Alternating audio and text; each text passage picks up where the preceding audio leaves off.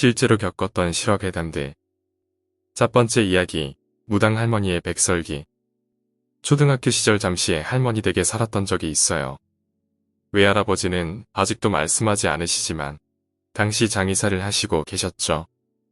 대략 2년 정도 살았는데 할머니 댁은 진짜 시골 동네였어요. 마을 입구에 흑염소를 키우고 걸음 줄 때 되면 사방이 걸음 냄새로 진동을 하는 시골 동네였죠. 옆집이랑 알고 지낸 횟수가 기본 2자릿수를 넘어가는 그런 동네였는데 잠시 사정이 생겨서 할머니 댁에 가서 2년가량 살면서 신기한 일을 몇 개 겪었어요. 그냥 술김에 생각나서 말해봅니다. 처음 할머니 댁에 옷가지를 들고 들어갔을 당시 할머니 댁의 분위기는 뭔가 푸근했죠. 그냥 기분이 좋았어요. 당시 맞은편에 똑같은 집 구조로 된 곳에 사시는 자칭 무당 할머니 한 분이 혼자 계셨어요. 나만 보면 귀여워해 주시고 만난 것도 많이 주시고 무당 할머니라고 부르라고 하셨죠. 그래서 가끔 무당 할머니 댁에 가서 떡을 달라고 조르면 할머니가 항상 백설기만 주셨습니다. 그래도 맛은 있었죠. 외할아버지는 술에 자주 취해 계셨고 취하셔도 항상 꼿꼿하게 다니셨습니다. 그리고 외할머니께서도 외할아버지가 약주하신 날에는 마당에 팥을 뿌리시고 별 말씀 안 하셨죠. 내가 외할머니 댁에 입성하고 얼마 후 사건은 일어나게 됩니다. 평소같이 학교 다녀오는 길에 노래를 부르고 있었어요. 근데 골목에 웬 정장을 입은 형이 서서 종이만 빤히 보고 서 있었죠. 그딴 거 관심 없는 나는 쿨하게 지나가려고 했으나 갑자기 그 형이 불렀습니다. 당시 순진한 나는 형에게 다가갔죠. 형은 아무것도 없는 백지를 가지고 나에게 길을 물어봤습니다. 근데 설명을 듣다 보니 우리 동네 같아서 내가 데려다 주겠다고 했어요. 형이 고맙다고 자긴 길을 잘 잃어버린다며 손잡고 가자고 손을 내밀었는데 손이 엄청 축축했죠. 하지만 난 신경 쓰지 않고 이런저런 이야기를 하면서 동네역에 들어서게 됩니다. 이야기하다가 무당 할머니의 댁 앞을 지나는데 갑자기 개 짖는 소리가 엄청나게 들렸습니다. 그리고 무당 할머니가 기르시던 누렁이가 뛰어나와 울목을 맞고 짖었죠. 누렁이가 짖는 건 처음 봐서 신기한 나머지 그 형한테 말을 걸려고 한순간 진짜 나는 심장이 멎는 줄 알았습니다. 정장 입은 사내는 어디론가 가고 발이 허공에 둥둥 떠 있고 목은 기괴하게 꺾인 이상한 사람이 보랏빛 혀를 아주 길게 늘어뜨리고 나는 그 혀를 잡고 있었던 거였죠.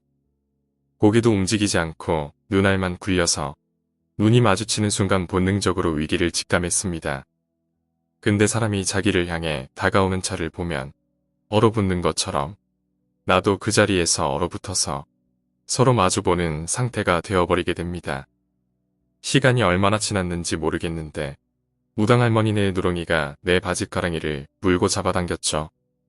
시겁해서 혀를 털어내려고 손을 터는데 털어지지 않았습니다. 걔한테 끌리다시피 해서 할머니 댁에 들어가려고 하는데 순간 혀가 잡아당기는 힘이 강해지면서 나를 눈이 튀어나올 듯이 쳐다봤죠. 바로 그 순간 무당 할머니께서 내 뺨을 엄청난 힘으로 갈기셨습니다. 시퍼런 놈의 새끼가 라고 그 보랏빛 혀 귀신을 보면서 욕을 내뱉으시는데 보랏빛 혀가 갑자기 사라집니다. 그리고 나에게 떡이나 먹고 가라고 백설기를 주시는데 무당 할머니 앞에서 이야기를 하며 펑펑 울었죠. 무당 할머니는 괜찮을 거라고 하시면서 복주머니 하나를 주셨습니다. 집에 가서는 열어도 괜찮은데 집에 가는 길에는 절대 열지 말라고 당부하셨죠. 어차피 바로 앞집이라 복주머니를 받아들고 집에 가서도 열지 않고 한동안 가방에 넣고 다녔습니다. 나중에 들은 건데 그날 할아버지께서 염을 하셨다고 합니다. 목을 매달아서 자살한 청년이었는데 꽤 오래 방치되어서 얼굴이 보라색으로 변해 있었다고 하셨죠. 염을 하는데 자꾸만 입이 벌어지니까 찹쌀가루와 소금물로 경단을 주먹밥처럼 만들어서 삼배로 써서 입에 넣어주셨다네요. 이게 저승 가는 길에 먹는 일종의 식량과 비슷한 의미인데 외할아버지께선 입을 벌리는 걸 배가 고프다는 의미로 받아들인다고 합니다. 그래서 크게 경단을 뭉쳐서 넣어두신 건데 보랏빛 귀신이 그것도 모자라서 날 식량 삼으려고 데리러 온 거라고 들었죠. 무당 할머니가 백설기만 빚으시는 이유도 지나가는 길에 배고픈 귀신이 있으면 사람한테 해코지하지 말고 백설기나 먹고 가라는 의미로 해두는 거라고 하셨습니다. 술김에 그냥 옛날 이야기 생각나서 말해봤습니다. 두 번째 이야기, 변사체가 발견된 현장에서 밤마다 조깅을 했다. 오래전에 있었던 일입니다. 계절이 여름이다 보니 휴가철도 다가오고 해서 살이나 좀 뺄까 하고 매일 밤 8시에서 9시 사이에 강가 바로 옆에 나 있는 산책로로 조깅을 다녔습니다. 그런데 항상 같은 자리에 까만색 스쿠터 한 대가 주차되어 있는 겁니다. 저쪽이 강가 쪽이라 평상시에도 낚시를 하시는 분들이 많습니다. 그래서 낚시를 하러 온 사람이 타고 왔겠지 하고 대수롭지 않게 생각하고 지나쳤습니다. 평상시에는 강가 쪽으로 갈 때며 잡풀들이 부성하게 자라서 낚시 의자를 펼쳐놓고 앉아있으면 사람이 있는 줄도 모를 정도거든요. 그래서 그냥 낚시꾼이겠거니 하고 지나쳤습니다. 그러기를 일주일, 좀 이상하더군요. 항상 같은 자리에 그대로 주차가 되어 있는 겁니다. 집에 가서 어머니한테 그 얘기를 했습니다. 이상하다고 말이죠. 오토바이가 같은 자리에 일주일째 계속 있다고 말했습니다. 그냥 우스갯소리로 누가 낚시하다 쓰러져서 죽기라도 한 거 아니냐고 하면서 어영부영 넘어갔네요.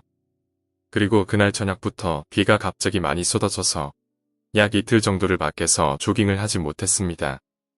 일요일 새벽부터 비가 그쳤길래 주말이고 해서 그날은 이른 아침에 운동을 나갔습니다.